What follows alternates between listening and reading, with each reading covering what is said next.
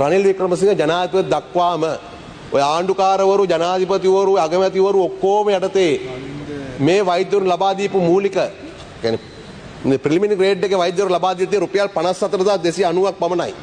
54290යි අවුරුදු 150කට ඔය කට්ටිය කරේ. මූලික වැටුප අඩු කරලා තියෙද්දී ඒ ඇට එක එක දීමනා පොඩ සොච්චන් එල්ලලා තිබුණා. අපි මොකද කරේ? පත් වෙලා මාස 3යි 54290 රුපියල් 40000න් වැඩි කරලා 94000 දක්වා වැඩි කරා.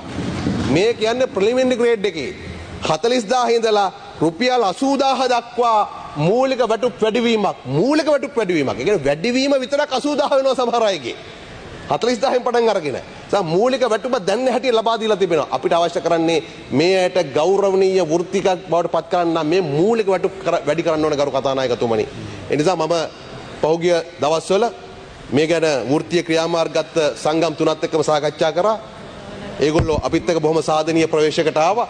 බොහොම සුවදව සාකච්ඡා කරා. සාජය වෛද්‍යනායකගේ සංගමේ, සමර රත්නප්‍රියගේ සංගමේ, රවි කුමුදේශලාගේ ඒ සංගමේ ඒගොල්ලොත් එක්ක සාකච්ඡා කරාම ඒගොල්ලෝ මේක මුදල් අමාත්‍යාංශයේ තියෙන තත්ත්වයක් ඒගොල්ලෝ තීරුම් ගන්නවා. ඒ නිසා වැඩ වර්ජන 5-6-7 තිබුණු වැඩ වර්ජන නැවැත්තුවා. බොහොම ස්තුතියි.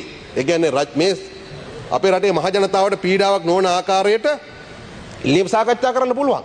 ඒ වගේම මේ වර්ජන ක්‍රියාමාර්ග නොගිය තවත් තුරුස් සමිති රාශියක් ඉන්නවා. එයාට විශේෂයෙන් ස්තුති කරන්නට ඕන.